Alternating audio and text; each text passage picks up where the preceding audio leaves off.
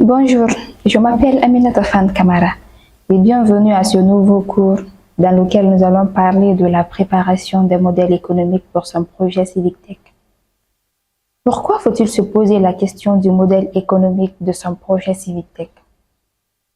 Quand on lance un projet Civic Tech, on est tout de suite engagé dans l'action parce qu'on a identifié une problématique, parce qu'on pense qu'on peut apporter une solution. Et donc, on est hyper engagé et on commence à mener des actions. Et très peu souvent, on pense à la pérennisation de ces actions.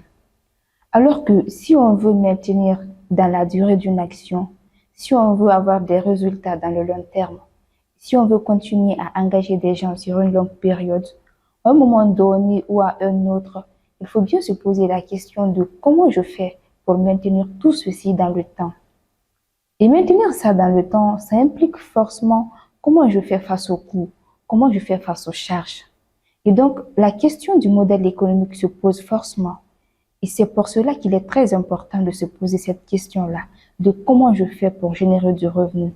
Ne serait-ce que pour amortir les coûts ou être à mesure de pérenniser mon action dans le temps. Et quand on parle de modèle économique, est-ce qu'on parle forcément de bénéfices? On va essayer d'être basique à ce niveau. Le modèle économique, c'est comment je gagne de l'argent, comment je génère du revenu. Après, ça peut prendre plusieurs formes. Comment je gagne de l'argent? Ça ne veut pas forcément dire comment je fais du profit. Il y a une nuance. Mais comment je gagne de l'argent, ça peut être comment je gagne de l'argent pour faire face à mes coûts. Ça peut être aussi comment je gagne de l'argent pour continuer à financer mes actions. Ça peut être comment je gagne de l'argent vraiment pour continuer à pérenniser mes actions, pour continuer à mobiliser du monde. Mais c'est systématiquement comment je gagne de l'argent pour m'assurer du confort de vie ou comment assurer de la profitabilité. Donc, le modèle économique, c'est comment je gagne de l'argent tout simplement, comment je gagne du revenu. Mais est-ce qu'on peut se lancer ou est-ce qu'on peut lancer un projet Civic Tech si on n'a pas de formation en gestion de projet? Le principal carburant, le principal moteur d'un projet Civic Tech, c'est la motivation avant tout. C'est parce qu'on a identifié une problématique et qu'on pense qu'il y a quelque chose à faire qu'on se lance. Et c'est ça qui motive justement. À partir du moment où on a cette motivation, on peut tout faire. Il n'y a absolument aucun frein pour mener un projet Civic Tech. Parce qu'on n'aurait pas forcément besoin de la bonne formation en gestion de projet ou en économie. Donc, il n'y a absolument pas de limite. À partir du moment où vraiment on a la bonne motivation et qu'on est décidé à atteindre des résultats, on peut se mobiliser, on peut se former, on peut vraiment identifier des gaps en termes de compétences qu'on a. On peut trouver les moyens de combler parce qu'aujourd'hui, on a accès à l'Internet et on peut apprendre énormément de choses avec ça.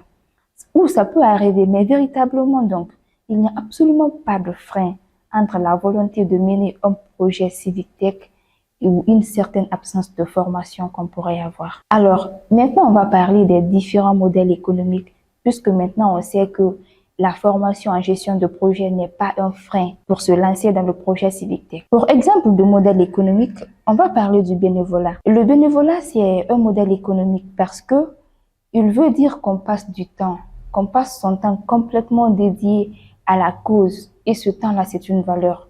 C'est justement ça qui nous permet pas vraiment de générer des revenus, mais c'est un modèle économique. Les avantages, c'est quoi? C'est qu'on est complètement libre de ses actions. C'est qu'on peut orienter comme on veut. On peut travailler vraiment comme on veut. Et ça permet aussi d'avoir une liberté dans ses actions. Donc, dans la manière de fonctionner. Et par contre, pendant combien de temps est-ce que on peut tenir en menant cette action Civic Tech uniquement basée sur le bénévolat? Donc, c'est là la grande question. Si on a d'autres sources de revenus ou si on a hérité ou si on a des sources de revenus par ailleurs, mais pourquoi pas? Donc, on peut se consacrer entièrement à une cause de façon complètement bénévole. Mais là, ça veut dire qu'on a vraiment résolu la problématique de comment je vis. Mais une action Civic Tech, ce n'est pas forcément un leader. Donc, c'est parce qu'on est porteur. Donc, c'est un ensemble de personnes qui sont mobilisées ou un ensemble de personnes qui sont engagées. Et donc, la question va se poser aussi pour les autres. On ne peut pas réfléchir uniquement que pour soi. Donc, la question va se poser pour comment vraiment je fais pour que les autres personnes aussi puissent faire face à leurs charges quotidiennes. Donc, le bénévolat a ses avantages, mais aussi des inconvénients. C'est vraiment là la pérennisation ou faire face à ces charges va se poser et de se dire comment je fais pour me déplacer, comment je fais pour venir aux réunions, comment je fais pour aller à tel ou à tel endroit. Donc, la question de charge va vraiment se poser et on va se dire comment aussi font les autres membres de l'équipe. Donc, il faudrait que l'on trouve un boulot. Il faudrait que l'on trouve forcément du temps. Donc, la cause pour laquelle on se bat, c'est là les inconvénients du bénévolat. Mais c'est quand même un modèle économique comme les autres. Après le bénévolat, on parle du projet subventionné. Et effectivement, quand on commence à travailler sur des projets de Civic Tech, très rapidement, la question du modèle économique se pose, on l'a dit. Et la subvention fait partie des tout premiers modes sur lesquels on commence. On commence à réfléchir. La subvention est intéressante. Elle est intéressante parce qu'elle permet vraiment d'avoir des revenus pour commencer sur son action ou vraiment son projet. La subvention, elle permet de ne pas diviser son temps d'engagement entre une activité professionnelle et ses activités qu'on a. Donc, la subvention, c'est quelque chose qui permet de mettre de l'argent sur le projet. Et ce partenariat a forcément une motivation. Donc, ça veut dire qu'un bailleur, un donneur ou vraiment un partenaire qui met son argent dans un projet a forcément une bonne cause. Il faut se questionner sur cette motivation-là, le pourquoi de ce bailleur, le pourquoi de cet engagement. Donc, ça peut orienter peut-être que... À présent, nous allons parler du projet subventionné. Effectivement, quand on commence à travailler sur des projets de Civic Tech, très rapidement, quand la question du modèle économique se pose, la subvention fait partie des tout premiers modèles sur lesquels on commence à réfléchir. La subvention est intéressante. Oui, elle est intéressante parce qu'elle permet d'avoir des revenus pour se concentrer sur son action et sur son projet. Donc, elle permet de ne pas diviser son temps d'engagement entre une activité professionnelle et les activités qu'on doit mener dans le cadre de son projet Civic Tech. Par contre, la subvention, ça veut dire que un bailleur, dans le cadre de son projet Civic Tech, un donneur ou un partenaire qui met de l'argent sur le projet. Et ce partenaire-là a forcément une motivation. Donc, elle n'est pas forcément mauvaise. Elle est en général même bonne. Mais il faut questionner cette motivation-là.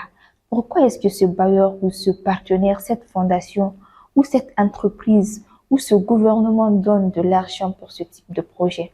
C'est très important. Parce que dans beaucoup de cas, ça peut orienter, ça peut être pas au début, mais c'est les effets pervers de la subvention. Dans beaucoup de cas, on peut vraiment retrouver à devoir faire des compromis parce qu'on est rentré dans une dynamique de subvention avec un partenaire. Et pour continuer à recevoir cette subvention, il faut forcément faire attention à un certain nombre de choses. Donc, il est hyper important de questionner la source, de s'entendre avec ce partenaire sur le périmètre de son action ou sur les influences que le partenaire en question pourrait avoir sur son action. Et quand on a questionné tout ça et qu'on est clair sur les paramètres, on peut avoir de la subvention et mener son projet de la meilleure façon. Mis à part le bénévolat et la subvention, on peut également parler des prestations de services. Quand on commence à réfléchir au modèle économique, tout de suite, on a aussi des idées sur comment est-ce qu'on valorise de la compétence qu'on a en interne et qu'on a développée dans le cadre du projet ou de l'action Civic Tech. C'est une piste très intéressante et d'ailleurs, beaucoup de partenaires vont demander au mouvement, en tout cas aux porteurs de projets Civic Tech, quelles sont ses capacités de faire pour générer eux-mêmes du revenu, pour éviter d'avoir des subventions à 100%. Donc, Ça, c'est quand même très important de montrer qu'on est en capacité, d'une manière ou d'une autre, même si c'est moindre, de générer de revenus. C'est important.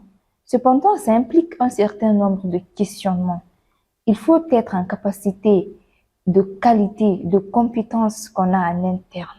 Et c'est vraiment nécessaire.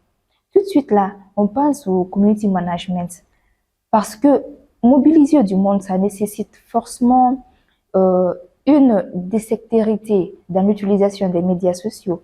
Et vraiment, ça nécessite une capacité à être réactif sur les réseaux sociaux. Donc oui, c'est une capacité qu'on a. Mais il y a d'autres compétences. On peut organiser des événements. Il y en a vraiment d'autres. Et aussi, sur une marche là où il y a d'autres acteurs qui font la prestation de services. Donc, il faut aussi avoir un avantage comparatif. Peut-être en termes de coûts moindres ou alors en termes de qualité ou en termes de mobilisation. Donc, il faut qualifier la compétence et il faut être en capacité de packager pour la vendre. Le gros sujet maintenant, c'est le temps qu'on passe sur la prestation. C'est le temps qu'on ne passe pas sur l'engagement. Et là, il faut faire très attention à ce que vouloir faire la prestation n'empêche pas considérablement, n'impacte pas sur l'engagement. Parce qu'on va se transformer en une société de prestation de services et ce n'est pas vraiment ça le mouvement citoyen. Donc, il faut faire très attention à équilibrer ces modèles économiques. Merci.